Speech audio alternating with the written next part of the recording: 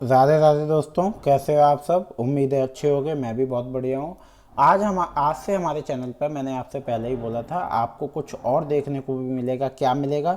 UGC net JRF paper 2 की आपको पूरी एक प्लेलिस्ट मिलेगी, जिससे आपके 6 तारीख से एग्ज़ाम स्टार्ट होने वाले हैं। तो आप उन एग्ज़ाम पर इन पीवाईक्यू को करके ध्यान दे सकते हो। दोस्तों, मैं आपको बता दूं कि जो है आपका यूजीसी नेट जून परीक्षा 2006 राजनीति विज्ञान द्वितीय प्रश्न पत्र को हमने सबसे पहले लिया है। दोस्तों, आपको एक बात बता दूं, तब जो है आपका द्वितीय प्रश्न पत्र में 50 ही प्रश्न आते थे 2006 से, अब 100 प्रश्न आते हैं। तो जब जैसे जैसे टाइम नज़दीक आता जाएगा, मैं आपको अभी वाले भी कराऊंगा। स्टार्टिंग से लेके एंड तक दोस्तों चलेगा। तो सबसे पहले हम बात करते हैं राजनीतिक सिद्धांत और विचार। तो दोस्तों, हमारा पहला प्रश्न यहाँ पे ये है, आदर्श राज्य के विचार में प्लेटो ने विभुच्छा शब्द का प्रयोग निम्न में से किस वर्ग के संदर्भ में किया है? ए सैनिक, बी शासक, सी शिल्पकार और डी व्यक्तिगत। तो दोस्तों, इसका जो सही उत्तर है वो सी, वो शिल्पकार के लिए किया है। प्लेटो के आदर्श राज्य की आधारशिला न्याय के सिद्धांत पर आधारित है, क्योंकि आदर्श राज्य में 3 वर्ग होते हैं। कार्य विभाजन एवं विशिष्टीकरण की धारणा के आधार पर 3 वर्ग अपना अपना कार्य करते हैं। आदर्श राज्य के विचार में प्लेटो ने विभुच्छा शब्द का प्रयोग शिल्पकार के लिए किया है। दोस्तों, ये बात यहाँ पे याद रखना, किसके लिए किया है? शिल्पकार के लिए किया है। विभुच्छा शब्द का प्रयोग शिल्पकार के लिए हुआ है। और ये किसने किया है दोस्तों? प्लेटो ने। वो ये भी पूछ सकता है कि विभुच्छा शब्द का प्रयोग किसने किया है, तो आपको उत्तर देना होगा प्लेटो। चलिए दोस्तों, चलते हैं हमारा अगला प्रश्न है, सर्वश्रेष्ठ व्यवहारिक राज्य के विचार के संबंध में निम्न में से किस विचारक का योगदान है? ए प्लेटो, बी सिसरो, सी अरस्तु और डी टॉमस एक्विनास। तो दोस्तों, इसका जो सही उत्तर होगा वो है ऑप्शन सी, अरस्तु। सर्वश्रेष्ठ व्यवहारिक राज्य के रूप में अरस्तु पॉलिटी शब्द का प्रयोग करता है। तो जहां आप ये बात ध्यान रखना कि पॉलिटी जो हम आज बार बार बोलते हैं, इस शब्द का प्रयोग अरस्तु ने किया था। लोकतंत्र व गणतंत्र के सम्मिलित रूप है, जिसमें संख्या व विवेक का समन्वय होता है। दोस्तों, आपके लिए क्वेश्चन ये है कि आपको ये बताना है कि अरस्तु को इंग्लिश में कैसे लिखा जाता है। ये आप मुझे कमेंट करके बताएंगे जी। चलिए अगले प्रश्न की ओर चलते हैं। अगला प्रश्न है दोस्तों, सूची 1 तथा सूची 2 का मिलान कीजिए और दिए गए कूट का प्रयोग करते हुए सही उत्तर का चयन कीजिए। दोस्तों, मैं आपको एक और बात बता दूं कि ये जो मैचिंग है आपकी, ये आपके नंबर बढ़वा भी सकती है, कम भी कर सकती है। अगर आपको 2 भी ऑप्शन आ रहे हैं तो भी आप सही कराओगे, और अगर आपको 4 आ रहे हैं फिर भी अगर आपने ध्यान से क्वेश्चन नहीं पढ़ा तो आपका गलत हो सकता है।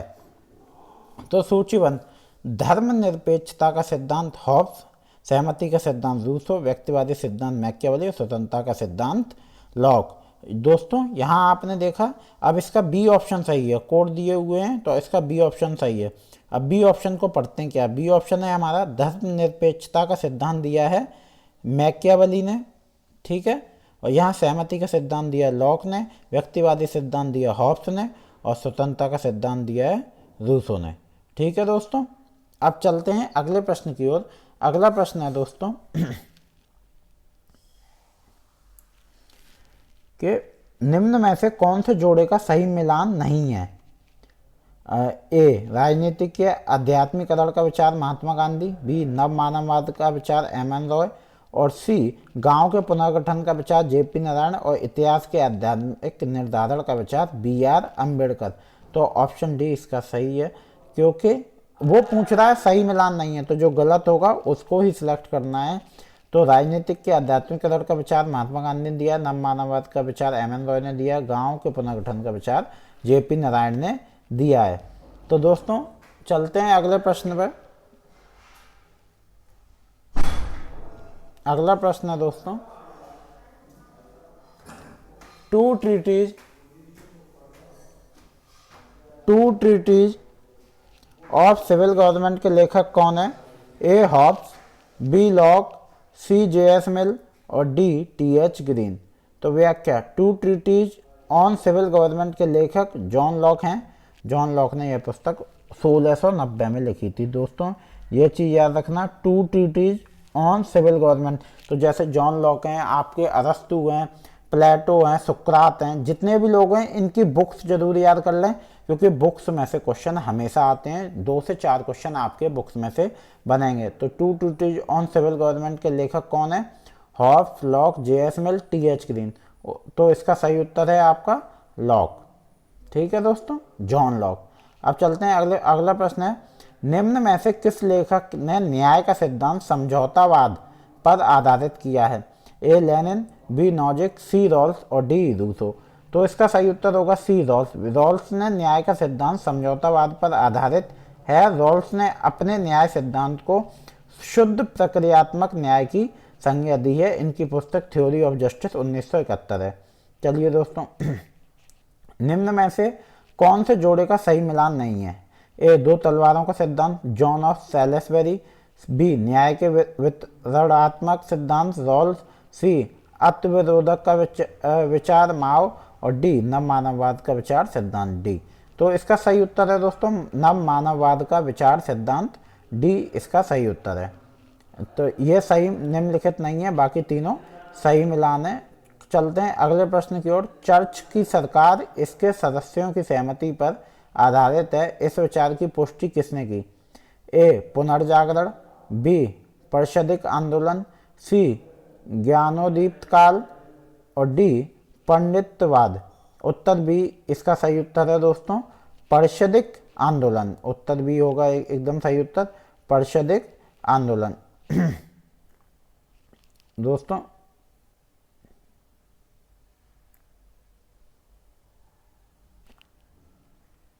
पारसिक आंदोलन, ठीक है। अब मध्य युग में चर्च सर्वोच्च सत्ता के केंद्र में था। ये बात मैं नॉर्मली भी लोगों को बताता हूँ कि मध्य युग में चर्च सर्वोच्च सत्ता केंद्र में था। राज्य की सभी की उसके अधीन और नियंत्रण में थी। चर्च की सरकार इसके सदस्यों की सहमति पर आधारित है। इस विचार की पुष्टि पारसिक आंदोलन ने की। प्रतिपादक मॉर्सिलियो द पेडुआ। तो यहाँ तक आपको समझ में आया। चलिए अगले प्रश्न की ओर चलते हैं। अगला प्रश्न है दोस्तों अभिकथन ए। हाँ, ये क्वेश्चन असर्शन और रीजन, इन क्वेश्चनों पर दोस्तों विशेष ध्यान देना है।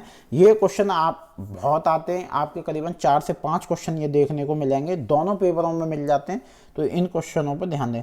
हीगल के अनुसार वर्तमान ऐतिहासिक विकास क्रम में केवल संवैधानिक राजतंत्र की विवेकपूर्ण शासन प्रणाली है कारण, परंतु जर्मन स्वभाव के लिए निरंकुश राजतंत्र ही एकमात्र अनुकूल व्यवस्था है। ए कथन ए तथा कारण आर दोनों सही है और आर ए की सही व्याख्या है। बी ए और आर दोनों सत्य हैं परंतु आर ए की सही व्याख्या नहीं है। ए सही है परंतु आर गलत है। डी ए गलत है परंतु आर सही है। तो इसका सही उत्तर है दोस्तों बी। ठीक है, इसका सही उत्तर हो गया बी। व्याख्या, हीगल के दर्शन का आधार स्तंभ है विश्वात्मा की अवधारणा और विश्वास की विशेषताएं हैं सतत गतिशीलता।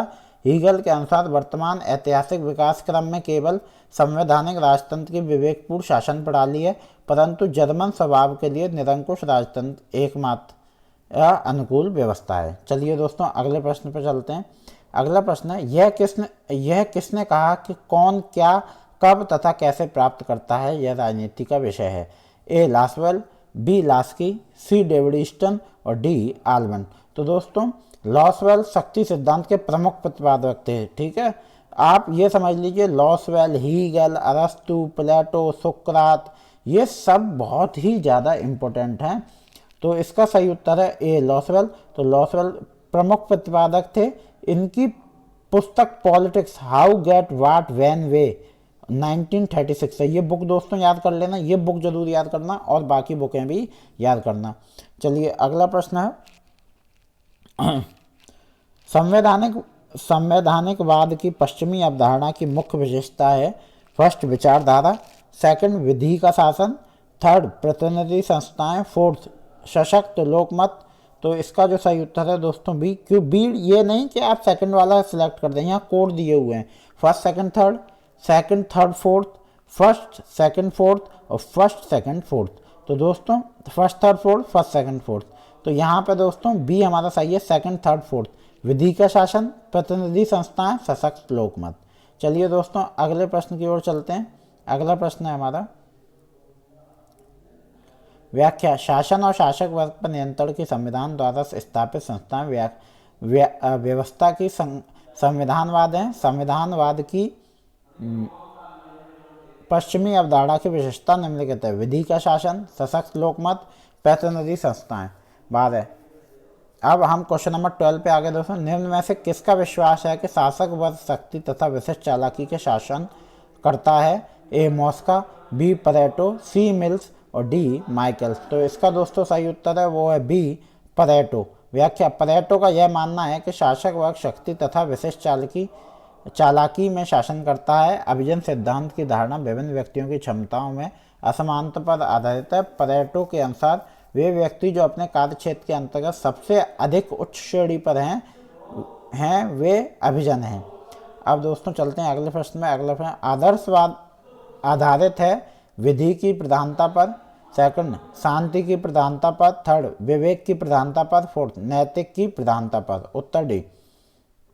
तो इसका जो सही उत्तर है दोस्तों वो है नैतिकता की प्रधानता पर। आदर्शवाद किस पे आधारित है? नैतिकता की प्रधानता पर। ये चीजें आप एक बार दिमाग में बिठा लो। आदर्शवाद किस पे आधारित है? नैतिकता की प्रधानता पर।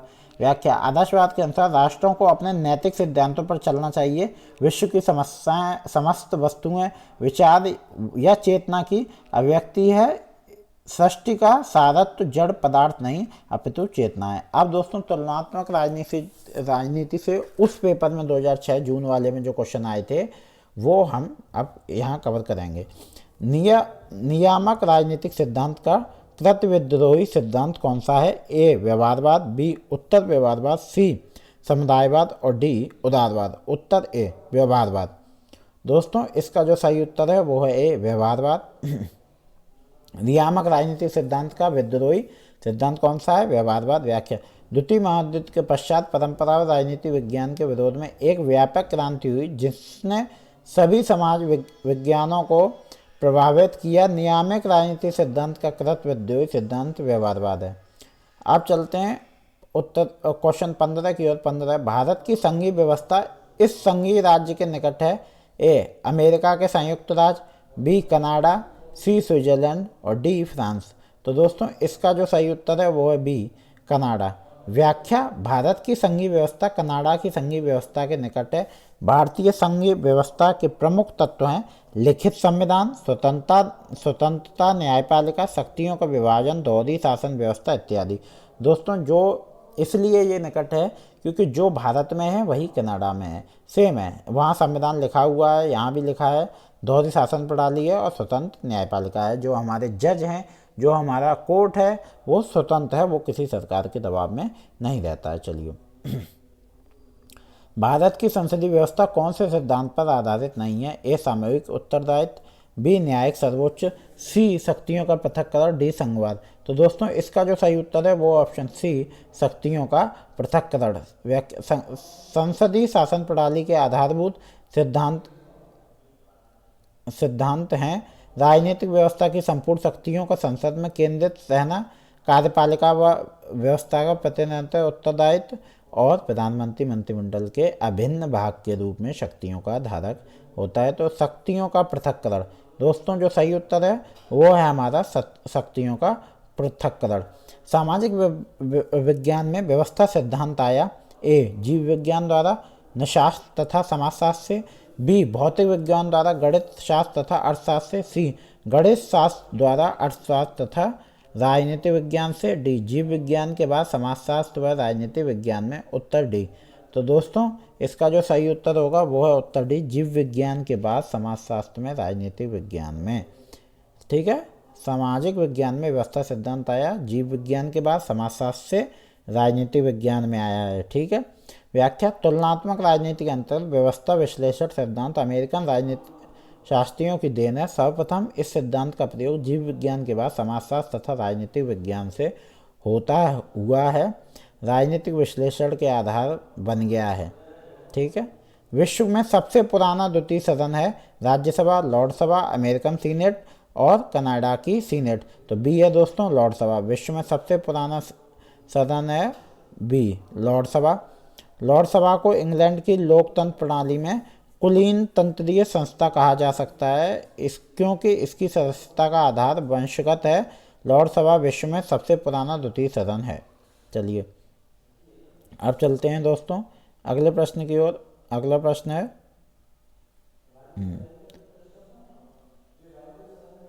लुसियन पाई के अनुसार राजनीतिक विकास के संकट हैं। दोस्तों लुसियन पाई को जरूर पढ़िएगा, ये एक इम्पोर्टेंट टॉपिक है, इम्पोर्टेंट नेम है, इससे क्वेश्चन हमेशा जरूर आता है। फर्स्ट पहचान, सेकंड वैधता, थर्ड नागरिकरण तथा औद्योगिकरण, फोर्थ सशक्त लोकमत। तो इसका जो सही उत्तर है वो है बी, सेकंड थर्ड फोर्थ, वैधता, नागरिकरण तथा औद्योगिकरण, सशक्त लोकमत।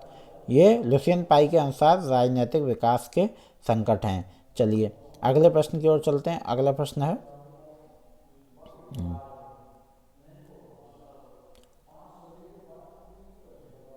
निम्न में से कौन से देश के संसदात्मक तथा अध्यक्षात्मक प्रशासन प्रणाली का मिश्रण है? ए भारत, बी संयुक्त राज्य अमेरिका, सी यूनाइटेड किंगडम और डी फ्रांस। उत्तर होगा दोस्तों डी, फ्रांस की शासन प्रणाली संसदात्मक तथा अध्यक्षात्मक शासन व्यवस्था का मिश्रण है। 1958 के संविधान ने 5वें गणराज्य की स्थापना की थी, जिसमें ना तो राष्ट्रपतीय सरकार को प्रावधान है और ना ही संसदीय सरकार का, बल्कि इसमें दोनों तत्वों को मिला दिया गया है। राजनीतिक दलों का त्रिवर्गीकरण एक दल पद्धति, द्विदल तथा बहुदल पद्धति में किसने बांटा है?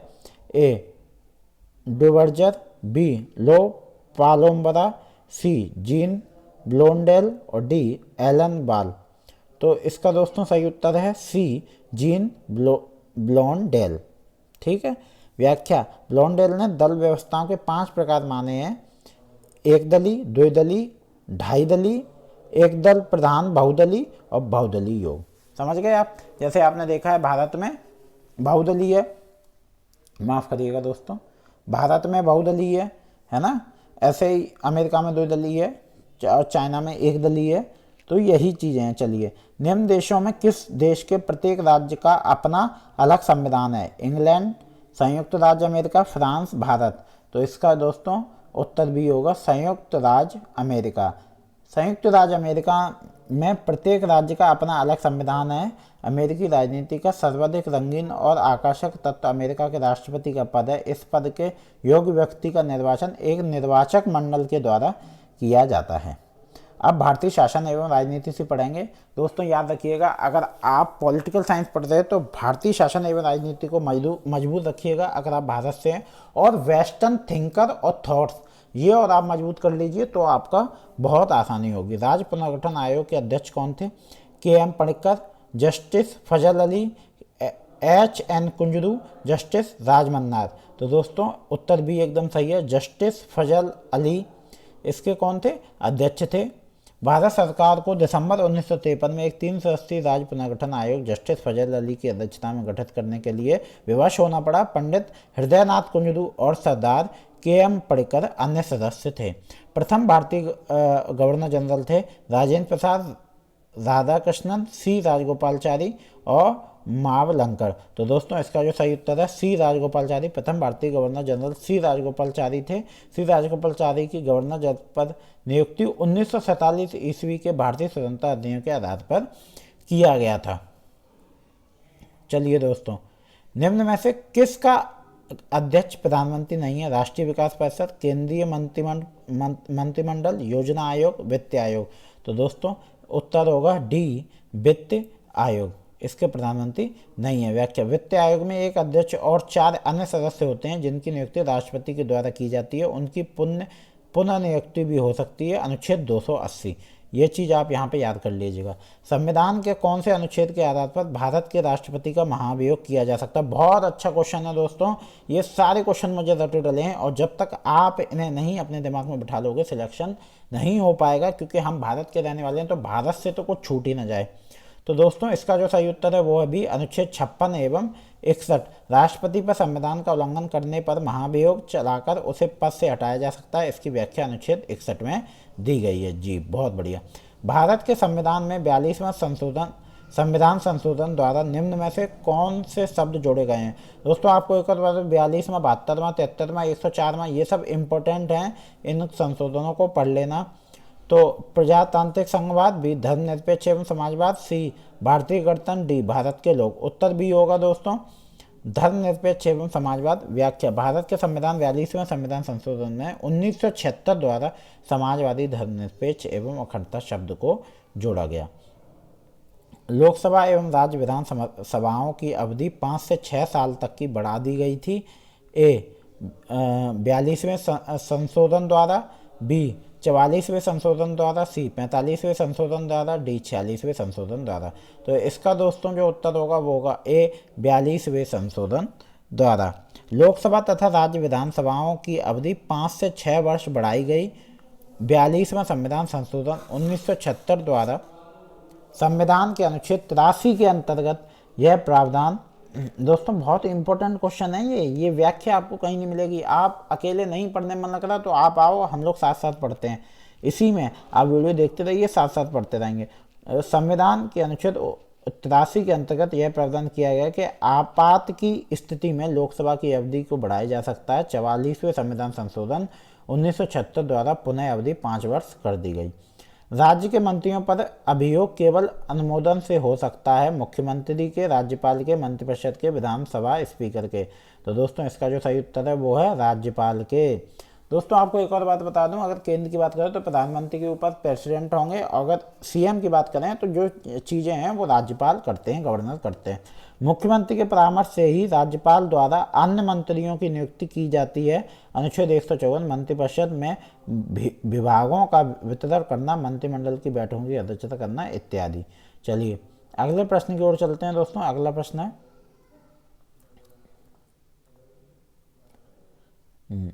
भारत में सामाजिक रूप में सबसे उन्नत राज्य है आंध्र प्रदेश, पंजाब, केरल, राजस्थान। तो इसका सी है केरल। दोस्तों आप समझ गए, भारत में सामाजिक रूप में सबसे उन्नत राज्य है केरल। केरल में सब लोग पढ़े लिखे हैं और जहाँ शिक्षा होती है, जहाँ लोग पढ़े लिखे होते हैं, वहाँ जीवन बहुत अच्छा होता है। इस बात में कोई संशय नहीं है, कोई डाउट नहीं है। भारत का सामाजिक रूप से सबसे उन्नत राज्य है केरल। वर्तमान समय में सामाजिक एवं शैक्षिक दृष्टि से भारत का सबसे संपन्न राज्य है। अब आपको मैंने बताया था कि आपका असर्शन और रीजन, अभिकथन और कारण वाले क्वेश्चन जरूर आते हैं, तो इन क्वेश्चनों पर ध्यान देना है। भारतीय संविधान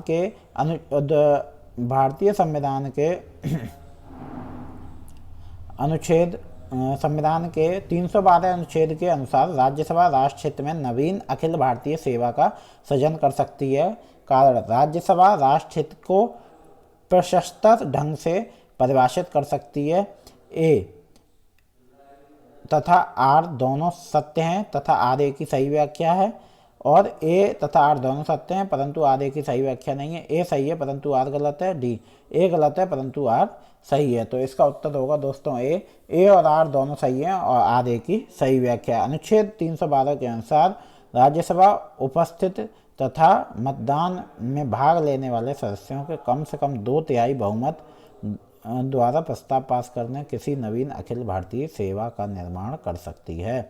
अब आपकी मैचिंग देखिए, तब से मैचिंग के 3 क्वेश्चन आ गए, अभिकथन और कारण, असर्शन और रीजन के 2 क्वेश्चन आ गए। तो ये बहुत इंपॉर्टेंट क्वेश्चन है दोस्तों, इस टाइप के क्वेश्चन आपके बनते रहते हैं।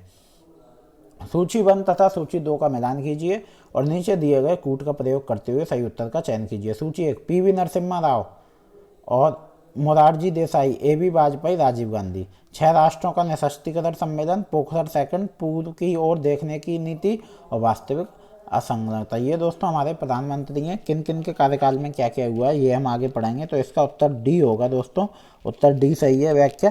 पी.वी. नरसिम्हा राव जी ने पूर्व की ओर देखने की नीति को अपनाया गया था। मोरारजी देसाई वास्तविक असंलग्नता, और ए अटल बिहारी वाजपेयी पोखरण 2, और राजीव गांधी 6 राष्ट्रों का निःशस्त्रीकरण सम्मेलन। चलिए दोस्तों अब लोक प्रशासन से क्वेश्चन आएंगे, तो चलिए इसको पढ़ते हैं। लोक प्रशासन की विषय के रूप में उत्पत्ति हुई।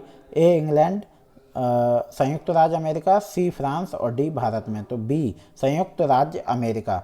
लोक प्रशासन की एक विशेष के रूप में उत्पत्ति संयुक्त राज्य अमेरिका में हुई। वुडरो विल्सन, ये दोस्तों नाम याद रखना, वुडरो विल्सन को फादर ऑफ पब्लिक एडमिनिस्ट्रेशन कहा जाता है। किसको कहा जाता है? वुडरो विल्सन को फादर ऑफ पब्लिक एडमिनिस्ट्रेशन कहा जाता है। दोस्तों अगर आप चैनल पर नए हो तो चैनल को सब्सक्राइब कर दो, साथ में वीडियो को लाइक और शेयर करते रहिए। लोक प्रशासन के अध्ययन का प्राचीनतम दृष्टिकोण है विशिष्ट दृष्टिकोण, सी ऐतिहासिक दृष्टिकोण, दार्शनिक दृष्टिकोण और डी व्यवहारिक दृष्टिकोण। तो दोस्तों उत्तर भी सही है, दार्शनिक दृष्टिकोण। लोक प्रशासन के अध्ययन का प्राचीनतम दृष्टिकोण दार्शनिक दृष्टिकोण है। संयुक्त राज्य अमेरिका में 18वीं शताब्दी के अंत में प्रकाशित विश्वकोश फेडरलिस्ट के 72वें और ये 18वीं परिच्छेद में अमेरिका का पहले वित्त मंत्री हैमिल्टन ने लोक प्रशासन के अभिप्राय और क्षेत्र को सुस्पष्ट किया। चलिए अगला प्रश्न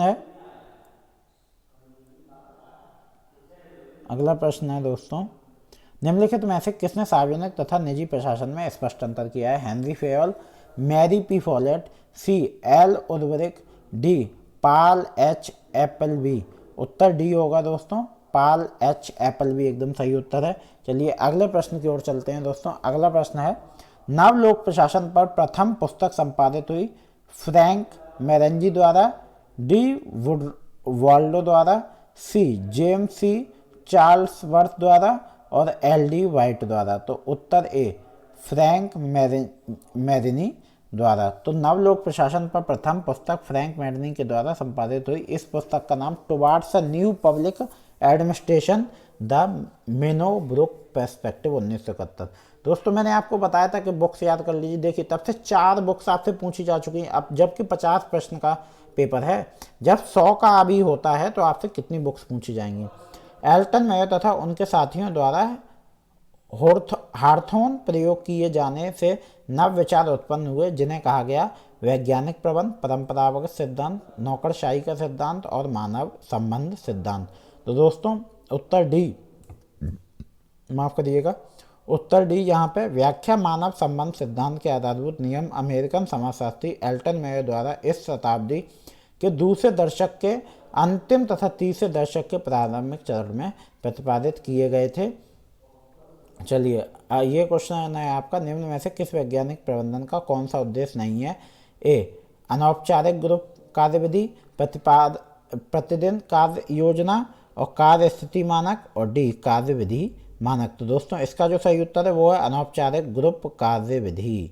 इसकी व्याख्या हम यहाँ देख लेते हैं। वैज्ञानिक प्रबंधन के उद्देश्य निम्नलिखित हैं: अच्छा कार्य निष्पादन, समय और गति संबंधी अध्ययन, संगठन के विषय सिद्धांत के। किसने स्टाफ सूत्र को त्रिवर्गीकरण, सामान्य स्टाफ, तकनीकी स्टाफ तथा सहायक स्टाफ में विभाजित किया?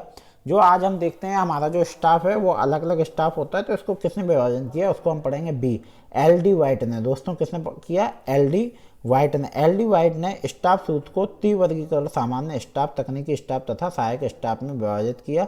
सूत्र अभिकरण वह अभिकरण है जो विभाग के प्राथमिक कार्य को संपन्न करता है। इसके विपरीत स्टाफ अभिकरण वह अभिकरण है जो विभाग को गृह प्रबंधन संबंधी कार्य को संपन्न करता है। चलिए दोस्तों अगला प्रश्न है, उत्तरदायित्व के विभिन्न स्तरों पर उच्च अधिकारी का अधीनस्थ कर्मचारियों के संबंध को कहते हैं विस्तृत नियंत्रण, पद सोपान, प्रत्योजन और समादेश की एकता। तो इसका दोस्तों सही उत्तर है वो है पद सोपान। पद सोपान एक शाब्दिक अर्थ है श्रेणीबद्ध प्रशासन, जिसका मतलब है निम्नतर पर उच्चतर का शासन, निम्नतर पर उच्चतर। दोस्तों ये पद सोपान से क्वेश्चन हमेशा आता है।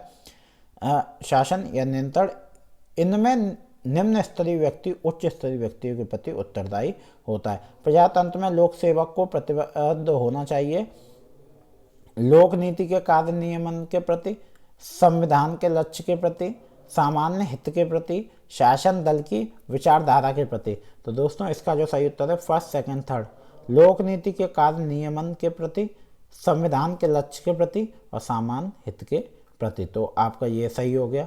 चलते हैं अगले प्रश्न की ओर। मैक्स वेबर के सत्ता संबंधी त्रिसूत्री वर्गीकरण का समाविष्ट है वंशानुगत सत्ता, पारंपरिक सत्ता, चमत्कारी सत्ता और वैध विवेकी सत्ता। तो दोस्तों 20 का सही उत्तर है पारंपरिक सत्ता, चमत्कारी सत्ता और वैध विवेकी सत्ता। चलिए अगले प्रश्न की ओर चलते हैं दोस्तों। अगला प्रश्न है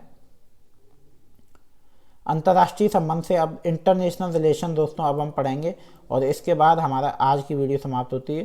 तो शक्ति संतुलन के सिद्धांत का लक्ष्य होता है संतुलन, युद्ध, असाम्यावस्था और यथापूर्ण स्थिति। तो उत्तर डी, यथापूर्ण पूर्व स्थिति। शक्ति संतुलन का अर्थ है संतुलन जो बदलते राजनीतिक ढांचे तथा शक्ति संबंधों में गतिशीलता के कारण निरंतर तथा सदैव परिवर्तनशील रहता है। शक्ति संतुलन के सिद्धांत का लक्ष्य होता है यथापूर्व स्थिति। शांति प्रस्ताव की कार्यसूची संबंध रखती है राष्ट्र संघ से, संयुक्त राष्ट्र से, भारत से और राष्ट्रमंडल से। तो दोस्तों इसका जो सही उत्तर है वो अभी संयुक्त राष्ट्र से। शांति प्रस्ताव की कार्यसूची संबंध रखती है संयुक्त राष्ट्र से। दोस्तों यह 1950 में कोरिया संकट के दौरान महासभा द्वारा प्रस्तुत किया गया था। प्रकृति का वास्तविक कानून एक यथार्थवाद का सिद्धांत है जिसका अभिव्यक्त किया है E.H. कार्ड द्वारा, जॉर्ज F. कैनन द्वारा, मार्गनथाउ द्वारा, हेनरी किसिंजर द्वारा। तो इसका सी है मार्गनथाउ द्वारा। दोस्तों इसका जो सही उत्तर है वो है मार्गनथाउ द्वारा। प्रकृति का वास्तविक कानून का यथार्थवाद का सिद्धांत है जिसको मार्गनथाउ के द्वारा अभिव्यक्त किया गया है। यथार्थवादी दृष्टिकोण शक्ति, शस्त्र और युद्ध को मानव स्वभाव की विशेषता मानता है। चलिए अब ये है हमारा व्यापारिक राज्य के सिद्धांत को अभिव्यक्त किया गया है रोज क्रॉन्स ने, एड्स स्मिथ ने, रॉबर्ट कॉक्स ने और लेनिन ने। तो इसका सही उत्तर होगा रोज क्रॉन्स ने। व्यापारिक राज्य के सिद्धांत को रोज क्रॉन्स ने अभिव्यक्त किया है। चलिए दोस्तों यथार्थवाद का विचार परिभ्रमण करता है शक्ति एवं सुरक्षा के साथ, युद्ध के साथ, विचारधारा के साथ, राष्ट्रीय हित के साथ। तो इसका जो सही उत्तर है वो है दोस्तों उत्तर डी राष्ट्रीय हित के साथ। यथार्थवादी दृष्टिकोण इस बात पर बल देता है कि विदेश नीति संबंधी निर्णय राष्ट्रीय हित के आधार पर लिए जाने चाहिए, न कि नैतिक सिद्धांतों और भावनात्मक मान्यताओं के आधार पर। प्रतिपादन हैंस जे मार्गनथाउ हैं। इनकी पुस्तक politics among nation the struggle of power and peace 1948 है। दोस्तों बुक्स का फिर जिक्र आ गया। मैंने आपसे पहले ही कहा कि बुक्स इंपॉर्टेंट हैं, इनको ध्यान में रखिएगा।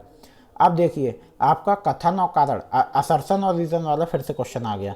वैश्वीकरण ने राष्ट्र राज्य की प्रासंगिकता को दुर्बल किया। कोई राष्ट्र राज्य अब प्रासंगिक नहीं है क्योंकि राष्ट्रवाद अब भी मूल शक्ति के रूप में चल रहा है। ए और आर दोनों सत्य हैं परंतु आर एक की सही व्याख्या नहीं है। ए आर दोनों सत्य परंतु आर एक की सही व्याख्या नहीं है और उसमें था सही व्याख्या। ए सही है परंतु आर गलत है, ए गलत है परंतु आर सही। तो उत्तर बी होगा दोस्तों। ए तथा आर दोनों सत्य हैं परंतु आर एक की सही व्याख्या नहीं है। भूमंडलीकरण राष्ट्रों के राजनीतिक सीमाओं और आर पार आर्थिक लेन देन की प्रक्रियाओं और उनके प्रबंधन का प्रभाव है। विश्व अर्थव्यवस्था में आए खुलापन, आपसी जुड़ाव और परस्पर निर्भरता के फैलाव को भूमंडलीकरण कहा जाता है। निम्न घटनाओं के सही कालानुक्रम को पहचानिए। तेहरान सम्मेलन, याल्टा सम्मेलन, पोट्सडाम सम्मेलन, सैन फ्रांसिस्को सम्मेलन, शांति संधि। दोस्तों ये जो नाम दिए हैं इनको क्रम से लगाना। तो इसका ए सही है, तेहरान सम्मेलन यही सही है, घटनाओं का सही है। तेहरान सम्मेलन 1943, याल्टा सम्मेलन 1945, पोट्सडाम सम्मेलन 1945, सैन फ्रांसिस्को शांति संधि 1951। निम्न व्यक्ति जो संयुक्त राष्ट्र के महासचिव पद पर रहे हैं उनके कालानुक्रम को पहचानिए। है डैग हैमरशोल्ड, त्रिवेली, यूथॉट। अब ये भी दोस्तों आपको बताना है कि इनको क्रम में लगाना है।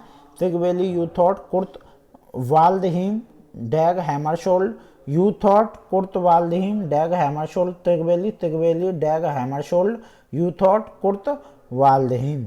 तो व्याख्या संयुक्त राष्ट्र के महासचिव की सही कालानुक्रम निम्नलिखित है। त्रिवेली 1946 से 52 तक, डैग हैमरशोल्ड 1953 से 61 तक, यूथॉट 1961 से 1971 तक, कुर्त वाल्डहीम 1972 से 1981 तक और यूथॉट म्यांमार पहले एशियाई थे, म्यांमार के पहले एशियाई थे। चलिए दोस्तों ये था आपका आपके क्वेश्चन और ऐसे ही क्वेश्चन आपको कंटिन्यू मिलते रहेंगे। उम्मीद है ये वीडियो आपको अच्छी लगेगी और दोस्तों वीडियो अच्छी लगे तो चैनल को सब्सक्राइब रहिए। मिलते हैं अगले वीडियो में। राधे राधे, धन्यवाद।